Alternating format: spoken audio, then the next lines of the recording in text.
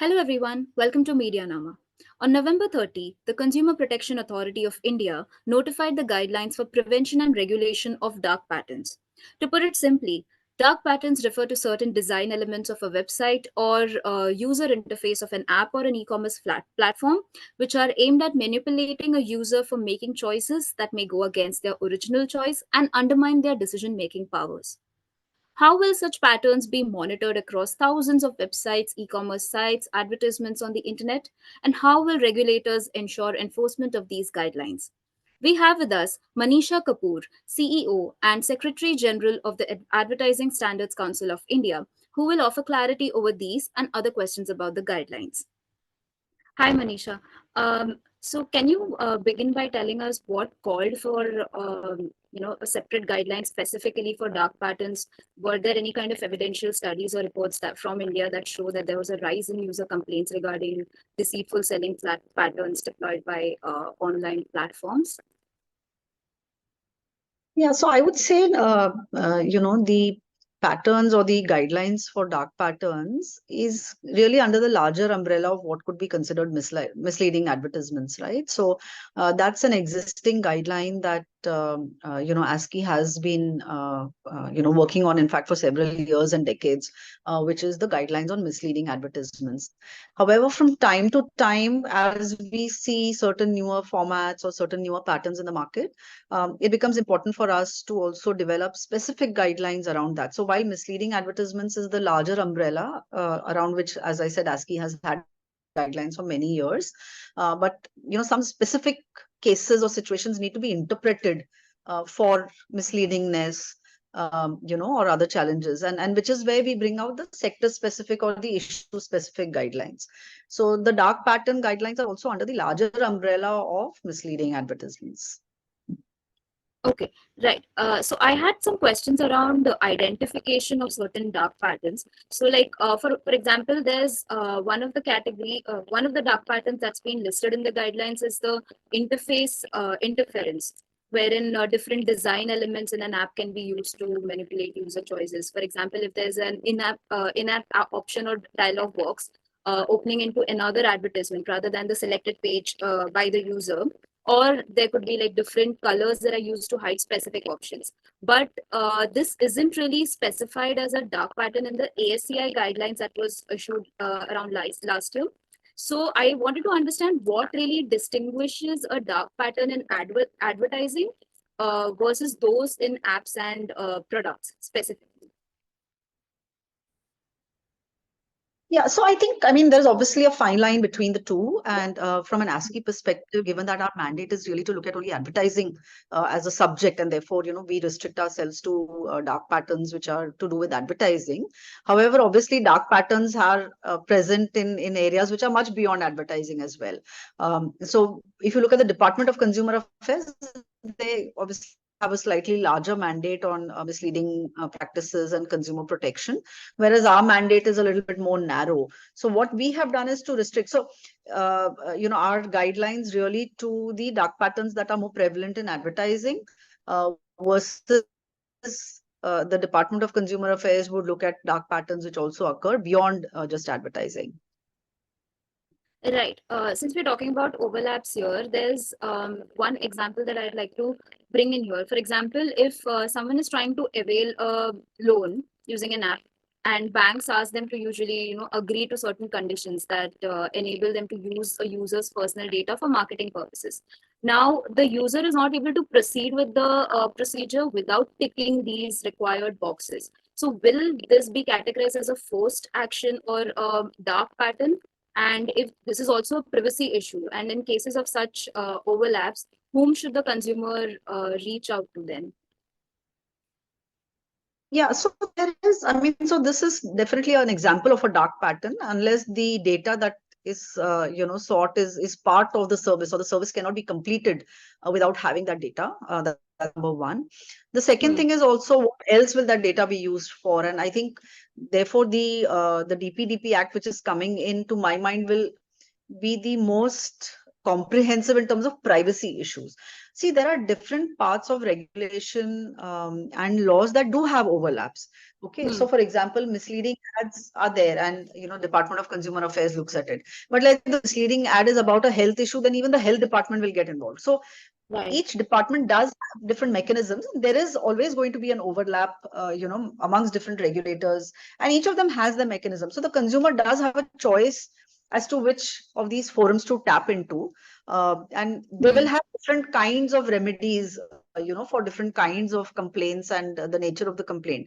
But yes, I think the overlaps are to be expected, and there is really nothing wrong with them in that sense. It gives the consumers also multiple options in terms of where they could go for complaint reversal. Right. So while there are different remedies and there would be overlaps, and the authorities or the regulators would be able to, identify which particular dark pattern would fall into which sector and so on. But for example, if there's a case of false urgency that which is also specified dark pattern in the guidelines, when we are looking for, I would like to bring in an example here for our viewers.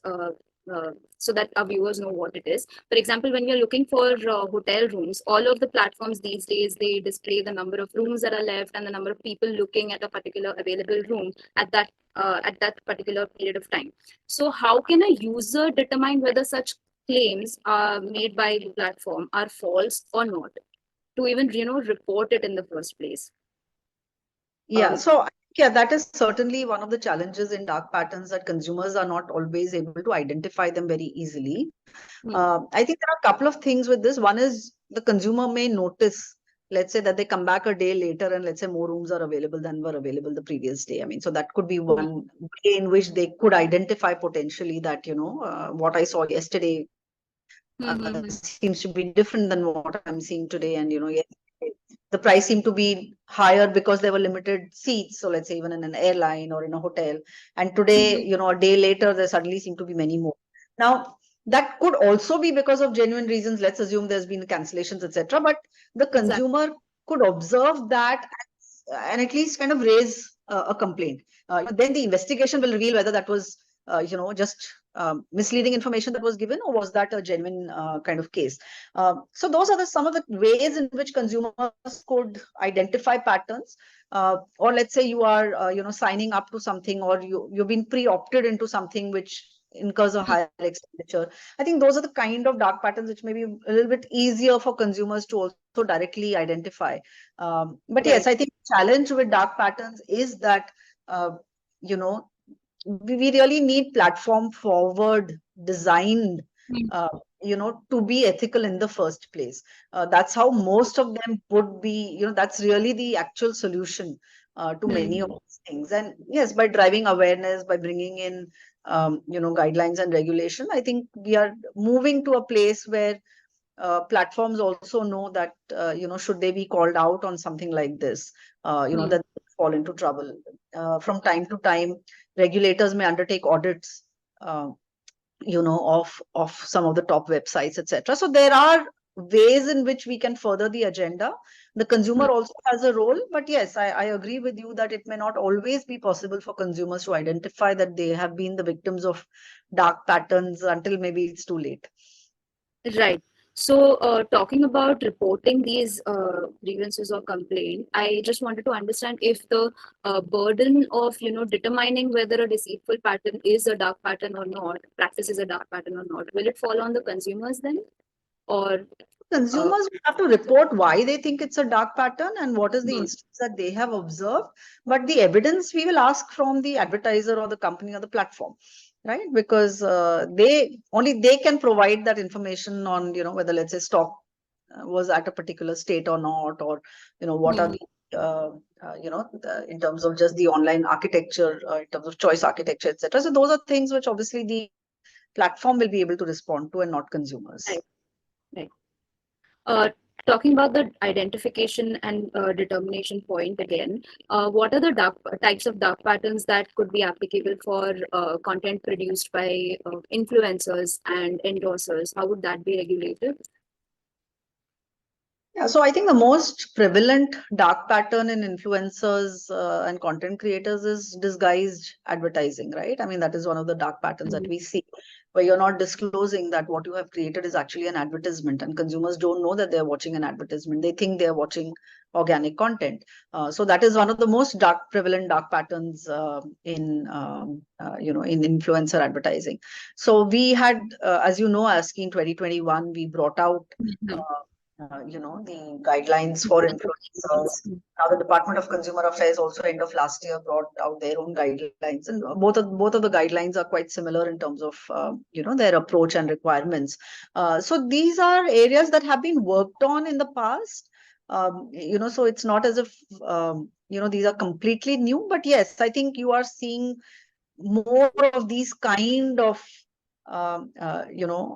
patterns which collectively one is kind of also looking at.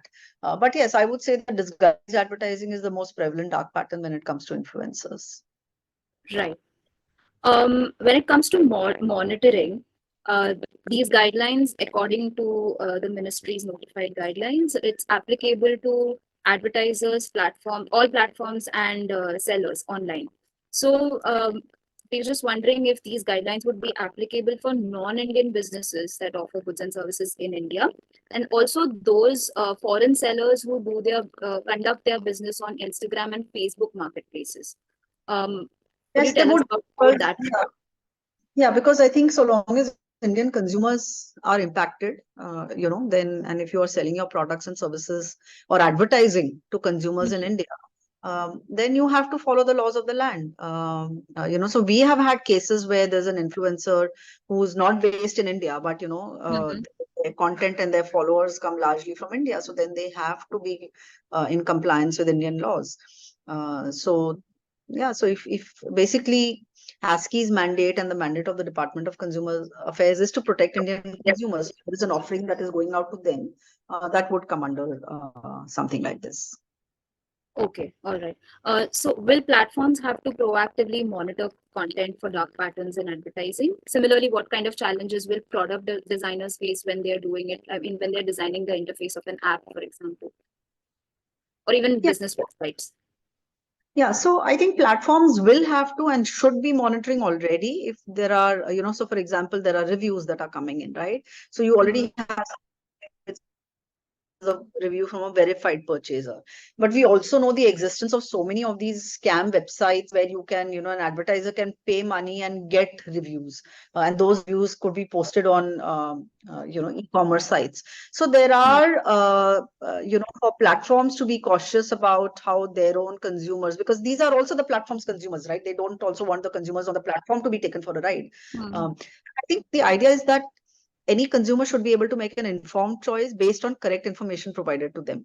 So, in fact, platform forward technology, UI UX design is the primary resolution to this issue. Mhm. Like I said, once it's done, it's actually very difficult to even identify, to know case by case what is, let's say there are 2,000 reviews. Now, which Mhm. of them are paid, which of them are not paid is something which the platform is in a much better position to control what reviews are coming on it. How are the reviews coming? Are these verified through someone who's actually purchased things online, etc. Even in the case of, let's say, influencer advertising, the Mhm. platforms design tool for influencers to declare, right? So you have paid partnership tools or Mhm. those kind of things. Really, I feel that progressive platforms and progressive companies would take into account when they actually do the UI UX designing and do that in an ethical way, rather than kind of confuse the consumers to make choices that they would rather not. So I think the future of this definitely is in ethical UI UX design. Right. So when we talk about practices that could lead to a confusion among the users, there are also business experiments like conducting A/B testing to check which web page or elements of a website would work better than what they might have been using in the past. And also there are different kinds of advertisement experiments which are done across multiple platforms by one business. So how will such practices be monitored, and what kind of checks and balances will platforms have to take into account while they're doing it? I don't think that per se is a problem at all. I mean, you can have 10 different ads and test them in 10 different ways, so long as all 10 of them are honest. I mean, it doesn't matter. So the issue is not really of A/B testing or having multiple creatives or having Mhm. multiple UI/UX designs. The Mhm. question is, are some of them dishonest and some of them honest? And that's a minimum standard that needs to be adhered to. I mean, you can do 2,000 tests; it doesn't matter so long as all of them are ethical, all of them are above board. None of them compromise the rights of the consumers. I mean, to me, A/B testing or multiple testing doesn't. I mean, to me, that's not a dark pattern in itself. Okay. If possible, could you please give an example of what would be defined as honest or genuine in terms of A/B testing practices or these experiments that businesses do? So, like I said, per se, testing practice is not a problem. But let's say you have a UI/UX design which hides material information. Okay, Hmm. let's say this is going to cost you something, or that uh, let's say the cancellation of this will be very complex versus another creative that you have or another design that you have which lays that out more upfront. Then if the difference in the two designs is that one is ethical and one is not, or one uses dark patterns and other does not, and let's say the ones that use dark patterns gives you a better result, okay, a better Hmm. consumer engagement, but you are obtaining that engagement through deceit, you are obtaining that engagement through an unethical way. So Hmm. to me that is not a fair comparison. Um, Hmm. so if you have versus, let's say if you have two UI/UX designs, both of them do not hide the information, but let's say it's presented in a different way. Maybe the navigation and the way that consumers read that information is presented, and there, let's say one does better than another. So long as neither of them uses manipulative techniques to coerce consumers or to lead consumers down, Hmm. a way where they end up paying more. So long as there is transparency in what is being put out, choices are not being subdued or repressed. I think those are issues which are absolutely fine. Right. Got it. So, regarding the guidelines, there have been discussions where stakeholders have also talked about over monitoring, leading to censorship of legitimate content, and this may also affect user choices related to personalization and so on. So, in what ways can platforms, businesses address such concerns? Yeah, I think, You- yeah, I mean, like I said, I think the best solutions actually will be with the platforms. So if they are able to also address these concerns through technology interventions, through design of more ethical UI/UX designs, to me, the problem needs to be stemmed at its root, which is saying that if you have designs that are more transparent, if you have the choice architecture which is fairer to consumers, then actually these challenges would not arise in the first place. So I think we should look for platforms and e-commerce sites, etc., to actually build that into their design. To me, that is the long-term solution of this, not for someone to come and monitor and say, because you'll monitor, maybe you'll do audits, you'll do things like that, but the idea of ethical UI/UX design, I think, is at the center of this discussion. What is really the intention of that platform? Is it to get consumers through unethical means, versus they want to get consumers through ethical means? Then you need to design your interfaces in a way that um, allow the consumer to make informed choices, allow them to see all the choices that are available. As well in time, in that journey, you are making them aware of what the consequences of that may be. So I think those are the which is really, like I said, ethical UI/UX design part. Needs, to me, is what will combat dark patterns. Right. So, what are your thoughts on concerns like, this would affect ease of doing business and self-regulation would have been a better option? That's what industry associations are saying in their comments to to the guidelines. What are your thoughts? So that is true. Mm. I mean, no one is denying that, but I think the opportunity to self-regulate is there. I mean, just because there's a regulation, it does not mean that you cannot self-regulate. What does Mm. self-regulation mean? It just means that you yourself decide what your boundaries are. So if you have decided what your boundaries are, and in principle they are similar to the boundaries that the law has laid down, um, Mm. you can for yourself decide the standards, and they just need to make sure that they are not below industry standards or the standards of law. So regulation does not uh, mean that self-regulation does not exist or has no role. In fact, to me, regulation means that you need to be stronger in self-regulation. That Hmm. you need to be able to do things the right way. Because if you don't, then of course there is a law. But it's to me, it's a nudge towards self-regulation. Right. Also, like dark patterns by definition apply for online platforms. But when it comes to advertising specifically, has ASCII dealt with similar complaints regarding brick and mortar businesses? And if yes, then what can be done for those offline situations where dark patterns exist? So we have not yet come across a complaint, or at least no consumer has made a complaint to us about this. But of course, misleading ads, which is what consumers primarily see, and they could be point of sale material, it could be an ad of a company that you see in a newspaper, etc., or on television or on your screens. I mean, those can all be complained against. So to us, again, it is not the format. It could be a digital ad, it could be a print ad. It is the principle of what that ad is saying, which is more critical. So whether it's a brick and mortar organization or an online platform, if what they're saying is the truth, then that's fine. But if they're misrepresenting, whether it is a virtual organization or a brick and mortar organization, then so the same rules apply. I think it's the principle of the rules that apply irrespective of the format of the organization or the advertiser. Yeah, so that means users can still approach the concerned authority to report practices where they might have been deceived. Yeah, offline. For example, again, there are businesses which ask for contact details, personal details for users to access services, and these are being defined as post action under the guidelines. But there are a number of shops that actually use these details, but I'm offline. But then these details are added digitally. So will it still be considered as a online dark pattern? Is a question So that I think I've this is a received. combination where the data is collected offline but eventually used online, right? So, and to me, again, the DPDP Act will, be in a sense a governing act at least on privacy and data issues. It delve into this matter in depth. Whereas for us, it is one of the things that we will look at.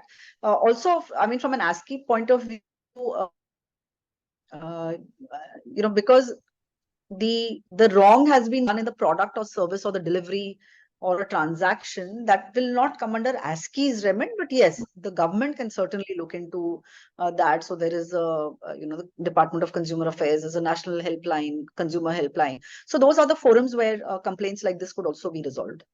Right. And currently, there's nothing mentioned about grievance redressal mechanisms in the guidelines. Will platforms be asked to establish, grievance redressal facilities, and under what law or rules for dark patterns, if that's the plan?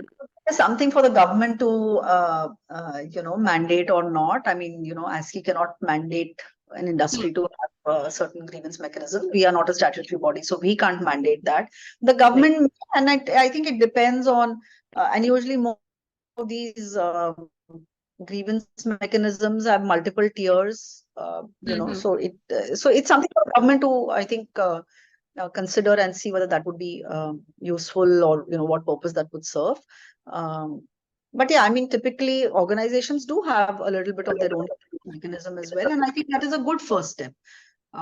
Because that gets resolved usually more quicker, faster. It's less burden for the consumers. So I would say that it's to me it makes sense for an organization to have grievance mechanism as well. Right. And there are no penalties mentioned in the guidelines as of now or non-compliance. So what will happen if the platforms do not comply with the Each rules? guideline does not have to come with its own penalties. And I'm talking of the government guidelines now. ASCII, as you know, asks for Yes, voluntary yes. Hmm. compliance. We don't levy penalties. Yeah. But the penalties are laid down under the Consumer Protection Act already. So there are no separate penalties for this. Whatever are the penalties that have been laid out under the Act will be Hmm. applicable to all misleading ads and unfair trade practices under which they have looked at this issue. Right, right. Okay. And like lastly, what challenges do you foresee in, enforcing these regulations, the government guidelines against dark patterns in advertising as well as e-commerce platforms? So I think we've discussed some of the challenges, Hmm. in the past, where the kind of UI UX designs that we are looking at. So I think those are the kind of issues and challenges that we will kind of take a look at in terms of regulation, in terms of self-regulation. So I think these are the challenges that are there with, I think, digital advertising in general. It is tricky. There are new development every day in technology, and in how platforms are looking at information and data. So I think this is an evolving field. Dark patterns are one of the new or emerging topics in this. I'm sure there will be many more. So this is something which I think as a topic will keep evolving. Regulators will also get smarter. We'll also kind of start to look at technology investments in monitoring and so both monitoring as well as preventing these kind of patterns. Right. And there's just one thing that one of the industry associations, they had in their comments, they had recommended that advertisers specifically must be obligated to set up grievance redressal mechanisms, like platforms are obligated to do so under the IT rules. What are your thoughts about it? And like, do we need a separate, grievance redressal mechanism by advertisers specifically? And would that create ambiguities in I'm not future? very clear. Yeah, I'm not very clear on this because I mean, through ASCII, for example, there is already a well-established grievance mechanism against advertising. So, I'm not completely sure on what is the intent of this extra mechanism that Mhm. because I think the existing mechanisms are quite strong in this area. Thank you so much, Manisha, for speaking to us about this. For our viewers, if you're curious about more tech policy news, do check our website, medianama.com, and follow our YouTube channel for more such interviews and explainers. Thank you.